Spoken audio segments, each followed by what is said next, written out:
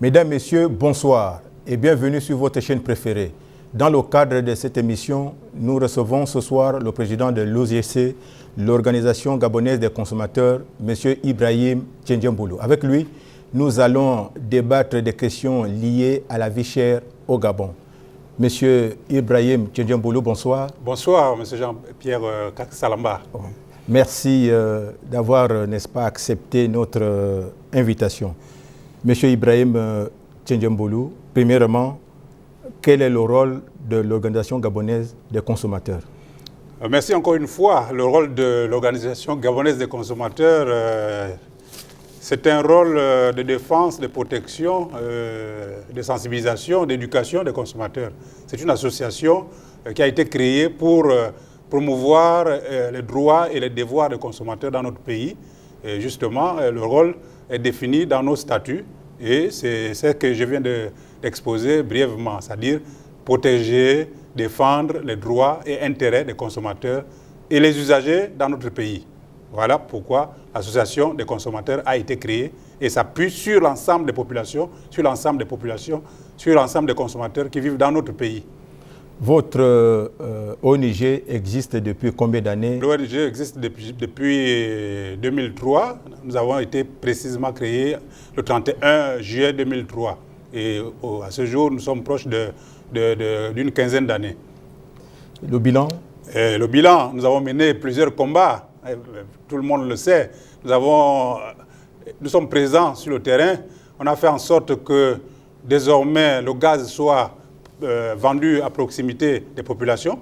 Avant, les gens souffraient avec les bouteilles de gaz sur la tête, cherchant une bouteille de gaz ici et là. Aujourd'hui, cette pénibilité s'est arrêtée à cause de l'action de l'OGC.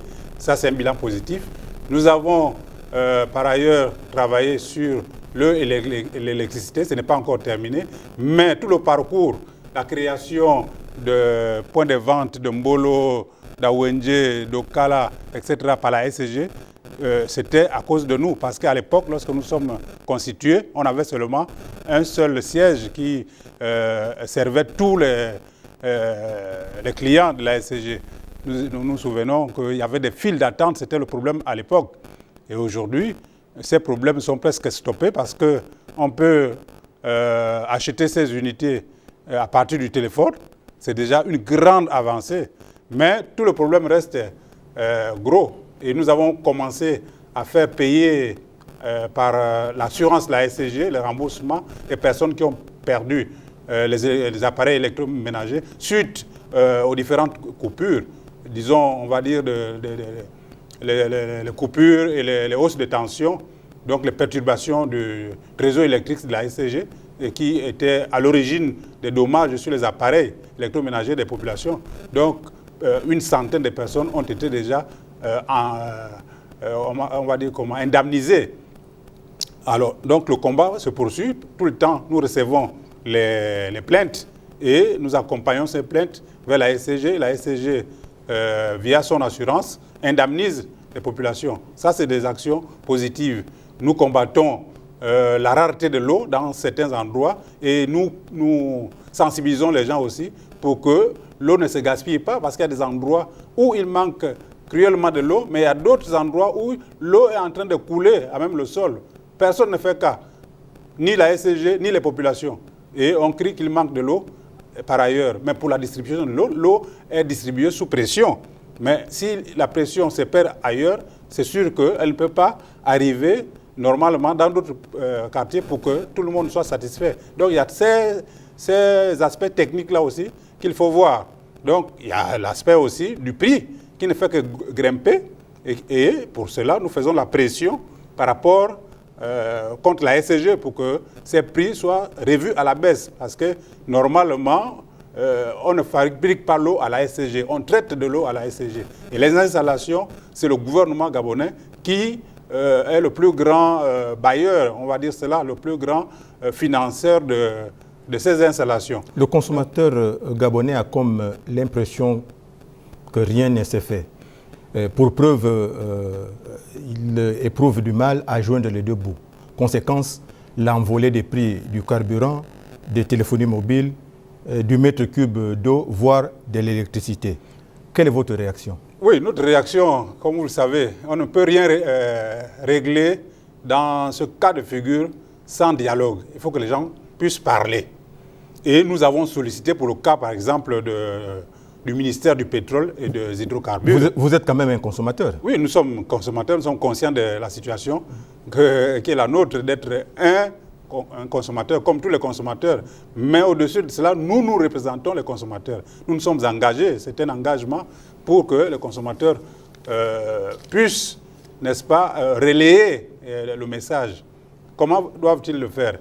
C'est à travers nos sensibilisations, comme l'émission L'Entretien nous donne la parole aujourd'hui. Oui, quelles sont les missions que vous menez au quotidien?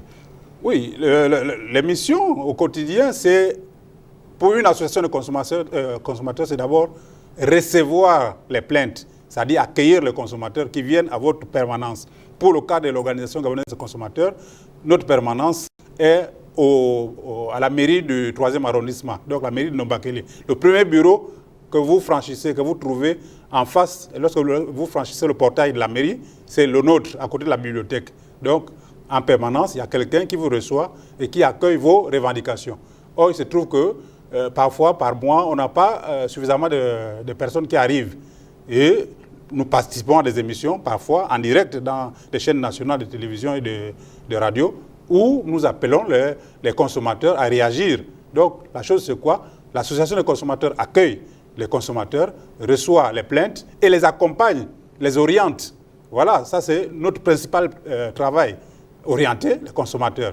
Nous ne nous substituons pas. Mais l'avantage dans ça, c'est quoi? Lorsque un consommateur est lésé et qu'il passe par une association de consommateurs, l'association de consommateurs dispose des experts, dispose des avocats. Et à moindre coût, les avocats sont disposés à accompagner les gens qui passent par l'association de consommateurs pour obtenir gain de cause. Et dans un état de droit, c'est comme ça qu'il faut fonctionner. Ailleurs, ça fonctionne de la même manière. Maintenant, lorsque nous ne sommes pas entendus, alors, en ce moment, le chef des consommateurs, donc le responsable de l'association de consommateurs, peut donner un mot d'ordre pour que les gens fassent des actions de groupe, comme nous avons fait devant la SCG pour faire partir Veolia. Nous avons appelé les consommateurs. Nous nous sommes rassemblés pour faire un sit-in devant la SCG. Et le résultat, le gouvernement nous a donné gain de cause. Et voilà, les négociations ont abouti au départ de Veolia, qui faisait tout dans le monopole et qui ne considérait pas le consommateur gabonais. Aujourd'hui, la situation n'a pas beaucoup changé. Nous faisons confiance puisqu'il y avait un délai de 12 mois. L'État gabonais, par le truchement du ministre de l'eau et l'électricité, il nous a demandé d'attendre. Et nous n'avons pas baissé les bras. Nous sommes en train de dire que hier, nous avons décrié l'étranger Veolia. Aujourd'hui, nous sommes Gabonais. Il faudrait que la situation puisse changer. Effectivement, la situation est en train de changer. Mais les résultats ne sont pas encore bien visibles. Mais si ça persiste qu'ils ne font rien, ben vous verrez que nous ferons encore d'autres sit-ins. Concrètement, voilà. Monsieur le Président, qu'avez-vous fait lorsqu'il s'est agi de l'augmentation du prix de l'abonnement Canal+? Ben, le prix de l'abonnement Canal+, nous avons agi. Et nous avons travaillé en collaboration, on va dire cela, collégialité avec la Direction générale de la concurrence et de la consommation. Il y avait l'association des consommateurs que je représente, le responsable de Canal+, qui nous avait rassuré qu'il ne devait pas avoir augmentation sur les clients. Malheureusement, aujourd'hui, les clients ne font que payer. Et c'est la faute des clients parce que les clients ne sont pas venus vers l'association pour dire mais qu'est-ce qui se passe alors que vous avez travaillé. Le responsable de Canal+ a pris les engagements devant l'administration, le représentant du ministère de l'économie, c'est la Direction générale de la concurrence et de la consommation. Donc, ce représentant a pris des engagements pour dire que l'augmentation ne concernait pas les personnes physiques, donc les clients lambda, mais l'augmentation concernait les personnes morales, les sociétés. On se demande pourquoi... Aujourd'hui, c'est le contraire. Mais nous, on ne peut pas être... On n'a pas le don de l'ubiquité. Nous représentons les consommateurs qui viennent vers nous. Nous entendons. Nous n'avons pas la capacité de monter un dossier vide, c'est-à-dire sans réclamant, sans des personnes qui agissent. On va dire qui a agi, qui a demandé, qui a été victime de cette Vous avez aussi une mission d'aller inspecter, d'aller vérifier. Oui, bien sûr. Nous avons quelques cas. Mais nous avons vérifié dans la mesure où je vous dis que nous avons travaillé avec le responsable Canal+ et que nous avait rassuré que l'augmentation ne concernait pas. Et il y a un texte. Il y a eu un texte qui doit être un décret qui montrait clairement que l'augmentation de 500 francs ne concernait pas les personnes physiques. Ça concernait uniquement les personnes morales. Donc, c'est de l'escroquerie. Alors, pour combattre une telle escroquerie, il faudrait que les consommateurs qui sont concernés par cette situation se rapprochent de l'association de consommateurs et on mène une action conjointe. Et là, nous allons mener une action conjointe contre Canal+ devant les tribunaux. Et Canal+ va se voir infliger, n'est-ce pas, les rigueurs de la loi. Donc c'est comme ça qu'on agit. Mais nous ne pouvons pas aller sans plainte. Il nous faut un panel de plaignants. Donc pour constituer un bon dossier, nous avons les avocats. Et les avocats vont me dire qui sont les plaignants. Et il faut une pétition. Il faut une grande pétition. Il faut les gens qui sont victimes de ça. C'est des milliards que Canal prend en gage au détriment des consommateurs. C'est de l'escroquerie pure et simple, puisque rien ne justifie cette augmentation. Moi, j'étais récemment dans un pays de la CEMAC, mais là-bas, ils n'ont pas le plateau, là, ils n'ont pas le plateau qu'on a ici partout, même dans les bas-fonds, on trouve ces antennes de paraboliques de Canal. Mais ils doivent se réjouir qu'ici, il y a beaucoup d'abonnés et qu'ils font de l'or sur le consommateur gabonais. Mais nous appelons les consommateurs pour qu'on mène une action collégiale, une action ensemble contre cet opérateur. Et c'est ça la force. Quand on dit que les associations de consommateurs sont fortes ailleurs, c'est-à-dire que les gens se regroupent et mènent des actions groupées, des actions collectives contre. Le procureur ne va pas nous démentir. Il va recevoir notre requête et puis il va mener une action. On va ouvrir une enquête et les responsables de Canal vont être convoqués et même inculpés pour escroquerie. Quelles sont vos relations aujourd'hui avec d'autres associations de lutte contre la vie chère au Gabon? Non, nous avons une plateforme. Nous avons une plateforme. Nous avons de bonnes relations. Nous travaillons en partenariat. Pour le moment, qu'est-ce que nous pouvons partager ensemble? On partage des informations. Lorsque l'administration nous convoque, le ministère nous convoque, nous nous retrouvons, les commerçants, les associations de consommateurs et même les industriels. On se retrouve pour voir comment trouver des solutions dans des secteurs tels que l'électricité, tels que l'alimentation, parce que le Gabon dépend de 400 milliards chaque année pour commander, pour importer les produits alimentaires. Donc, nos relations sont des relations de partenariat, des relations de collaboration, dans certains cas d'échange d'informations, pour toujours, on poursuit le bien-être du consommateur. Monsieur Ibrahim Tchendjamboulou, vos doléances sont-elles prises en compte par le gouvernement? Nos doléances sont prises en compte par le gouvernement. En fait, les doléances ailleurs, pour une association de consommateurs, je prends le cas de la Tunisie, le gouvernement a donné un siège à l'association de consommateurs, a affecté des agents du ministère de l'économie à l'association de consommateurs. Donc là-bas, la subvention, elle se traduit de cette façon-là. Ici, la subvention n'est pas encore celle-là, mais la collaboration, c'est que le gouvernement, quand il organise des ateliers, nous forme sous forme de la formation. Nous recevons cette subvention sous forme de la formation. Donc, on renforce nos capacités. Donc, à chaque fois qu'il y a un atelier, les associations de consommateurs sont toujours informés et convoqués pour prendre part à ces formations. C'est déjà une façon pour le gouvernement de nous subventionner. Mais il reste encore beaucoup à faire parce qu'il faut qu'on soit véritablement opérationnel et être bien représenté, non seulement à Libreville, mais à l'intérieur du pays aussi. Il y a des consommateurs partout, nous avons quelques représentations, mais il faudrait que ça soit fluide, il faut que ça soit structuré pour que l'action que nous allons mener puisse faire reculer dans un pays. Nous jouons un peu l'arbitrage entre le gouvernement et les opérateurs économiques, qu'ils soient de petite taille ou de grande taille. C'est le rôle de l'association consommateur de relayer l'information. C'est le gouvernement et nous travaillons en partenariat. Dans un pays, c'est le gouvernement qui conduit la politique de l'État. Et nous ne pouvons pas travailler en marge de cette politique.